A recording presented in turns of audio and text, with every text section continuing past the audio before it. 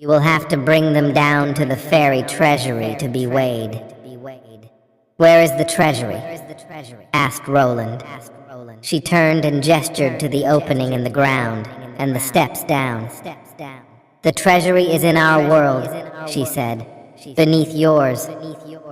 But your majesty, you can trust my word. I am Rowland, son of King Arthur. I carry the honor of the Round Table in my heart. So you see, there is no need to weigh the gold.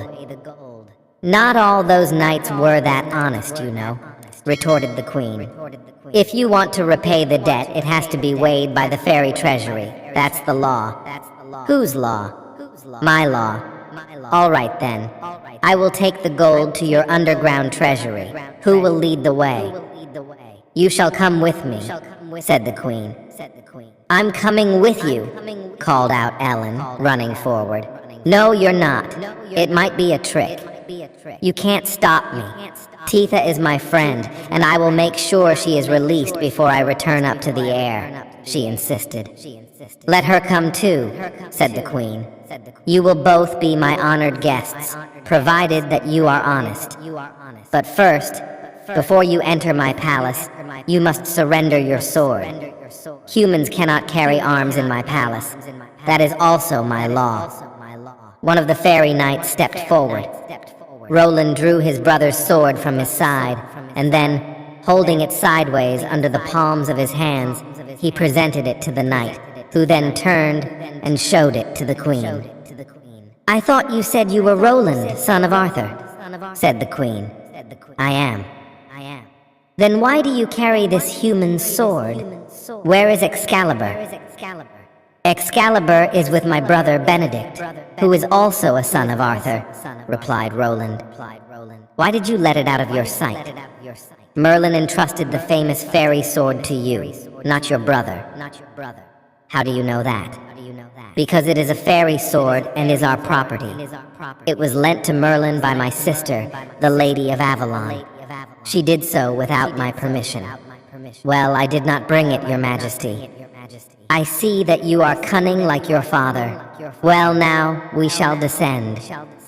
She turned around and stepped towards the opening in the ground. The queen led the way down the steps, followed by one of the fairy knights. Ellen and Roland went next, and the second knight came behind them. The steps, cut into the earth, formed a spiral like an underground tower. Deeper and deeper they followed the light from the queen's crown, until at last they came to a gleaming golden gate, guarded by knights with long axes. They passed through the gate into a bright hall, where the ceiling was held up and lit by shining gold pillars. All around, fairy folk were working at making ornaments, like gold leaves, or apples of rubies and emeralds, or toy mice made out of diamonds. Then they walked through the hall, before descending more steps, deeper into the ground. Eventually they came to a much smaller chamber, in which sat 3 old men with crumpled faces. These are the fairy bankers, said the queen. They will weigh your gold. Roland handed over the purse to one of the bankers. He emptied 3 gold coins onto the table. He looked up at the queen with his heavily lidded eyes. Your Majesty, there is insufficient gold to repay the debt. This human gold only weighs half of our fairy gold. We need twice as many coins. So, said the queen, pointing a long finger at him, you tried to deceive me, eh? You are a faithless fraudster like your father. Now you are my prisoner. Your Majesty, replied Roland, you have not weighed the gold. No need for weighing. We can see there is not enough. Your Majesty, you said that it was the law that the debt must be weighed. Is this fairy justice? You don't follow your own laws? The queen nodded. It can be weighed if you wish. It will not make any difference. The banker put 3 pieces of fairy gold on one side of the scales, and Roland's 3 pieces on the other. Your Majesty, said the banker, They are in balance. What kind of trick is this? Demanded the Queen. Your Majesty, there is no trick. You lent the innkeeper fairy gold, and I have returned fairy gold. The debt is paid. My character does not know deceit. I am as honest as my father. And from where did you steal this fairy gold? The king of the elves gave it to me, said Roland, as a parting gift when we left his dark tower. And Ellen said, we've paid the debt. Now please will you release Titha? You have indeed repaid the debt, said the Queen. I shall show you Titha. We have grown quite fond of her. You will see that she has enjoyed a most comfortable stay with us. They followed the Queen along a corridor to another room, in which they found a dining table, laid out with fine foods and drink. We cannot send you home without trying some of our fairy cuisine, said the Queen. And then turning to one of the guards, she said, fetch the prisoner Titha, so that she may join us for supper. They took their seats around the table. While they waited for their friend, the Queen explained what the foods were. There was bread with butter from buttercups, milk and cheese from milkweed, sweet-smelling honey, of course, many berries, grasses, and herbs, some of which were recognizable, mushrooms of the forest, lark's tongues, and hummingbird hearts, and dainty cakes and pastries. When the guard returned with their friend, Ellen sprang up. Titha! She ran over to hug her, but Titha seemed drowsy. Hello, Ellen, she said sleepily. She took her seat at the table, but had trouble pulling the chair back. She was clearly not herself. Ellen looked at Roland. They both understood. The food contained magic that made humans sleepy. It was the same trick that the Elfin King had played. The Queen said, do not be shy. You must be hungry after all of your adventures. Roland replied, thank you, Your Majesty. I don't have any appetite.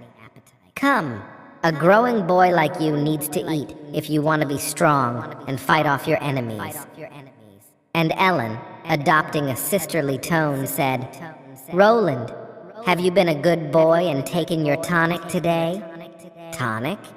Asked Roland. Yes, your tonic, said Ellen, handing him a little glass bottle. 3 drops in your water before every meal. You know what Merlin says. Prevention is as good as a cure. She turned to the Queen and said, he never has any appetite until he's had his tonic. Roland, not sure if he was understanding his sister's meaning, sprinkled 3 drops in his cup of water. Now drink it all down, insisted his sister. Then, when he handed back the bottle, she gave 3 drops to Titha and put 3 drops in her own water. Wonderful, she said, when she had drunk her own tonic. Now we can eat.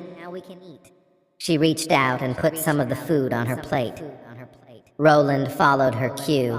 He ate as slowly as possible and as little as was polite. Ellen, meanwhile, took several cakes, and even Titha seemed to wake up and had an appetite. The Queen watched them. At length, she said, I expect you will be feeling tired. Would you like to lie down and rest? Thank you, Your Majesty, said Ellen.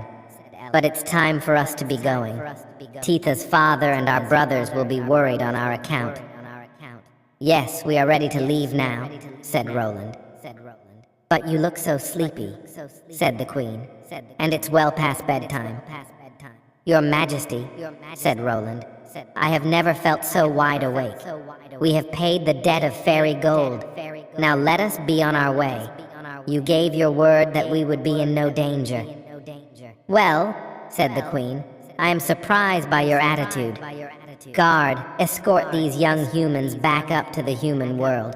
But if any of them grow weak or weary on the way, bring them back here for some rest. Yes, Your Majesty, said the guard. But Ellen, Titha, and Roland did not grow weary on the way back to the surface. The drops of tonic had been brought by Ellen from the land of the elves. The drops were the same remedy for the magic sleeping potion that the king of the elves had used to revive them.